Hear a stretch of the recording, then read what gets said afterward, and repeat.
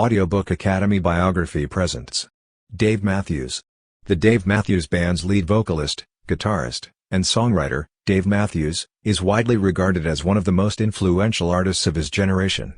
He was born on January 9, 1967 in Johannesburg, South Africa, and is best known for his work as a musician. In 1990, Matthews decided to put together a band and record a demo recording as a self-taught musician. The Dave Matthews Band gained a cult following thanks to college tours and grassroots marketing. After their major label debut, Under the Table and Dreaming, peaked at No. 11 on the Billboard 200 in 1994, the band turned independent. Every Day, 2001, and Stand Up, 2002, two of the band's most popular albums, followed, 2005. Early years. David John Matthews was born in Johannesburg, South Africa, on January 9, 1967. He is a self-taught musician who spent most of his childhood traveling the world with his family. When Matthews was 2 years old, his family moved to Yorktown Heights, a New York suburb where his father worked for IBM as a physicist. It was in Johannesburg that the Matthews family returned when their father passed away from lung cancer in 1977. When Matthews graduated from high school and returned to the United States, he worked as a bartender at a jazz club in Charlottesville, Virginia called Miller's in order to escape serving his country's military service. While there, he first began to have aspirations of creating his own band of musicians. There is a beginning for the band of the same name. After deciding to put together a demo recording in 1990, Matthews approached his favorite jazz players, Leroy Moore and Carter Buford, to play with him.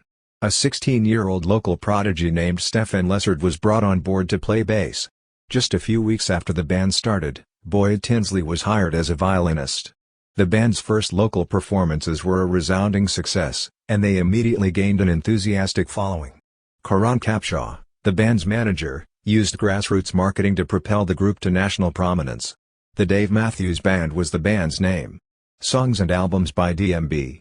Dreaming Under the Table, Crash. Frat parties and beach clubs all around the country quickly became regular stops for the Dave Matthews Band. As bootlegs of the band's performances began to circulate, awareness about the band swiftly spread among college students. When Under the Table D&D Dreaming was published in 1994, it peaked at number 11 on the Billboard 200. Crash, the band's second album, debuted at number 2 2 years later. In spite of the lack of critical acclaim, the band sold out New York's Madison Square Garden in just 3 hours for their follow-up event. Red Rocks, Colorado, Live at Red Rocks. Live at Red Rocks, the band's official double-disc concert CD, was released in October 1997. A high-quality and economically priced alternative to illicit live CDs that were beginning to overtake the underground market debuted at number 3 with no marketing or promotion. Prior to these congested streets. Before these crowded streets, 1998, the Dave Matthews Band's first number 1 charting album since 1997, saw the band return to the studio after a brief hiatus. Before the band declared in 2000 that they would trash the album and part ways with producer Steve Lillywhite, the band continually delayed the following one.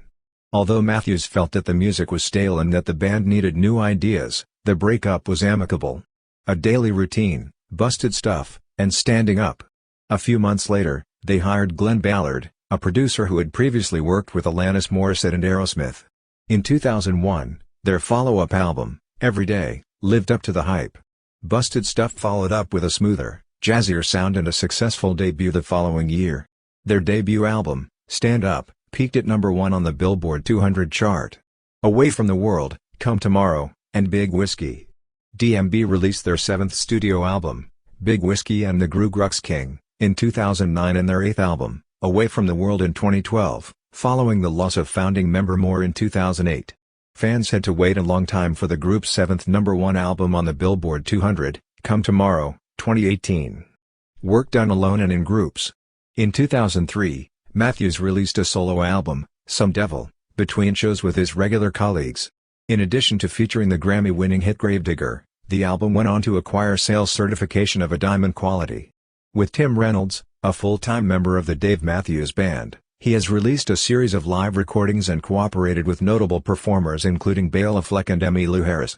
Verizon's Pay It Forward Live web series launched out with a performance by Matthews in support of small companies affected by the coronavirus outbreak in March of that year. Actors' parts. In 2003, Matthews made the surprising decision to try his hand at acting.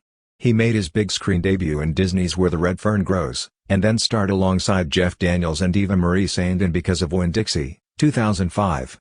From I Now Pronounce You Chuck and Larry, 2007, to You Don't Mess with the Zohan, 2008, to Just Go With It, with Adam Sandler, Matthews has a long list of credits to his name. 2011.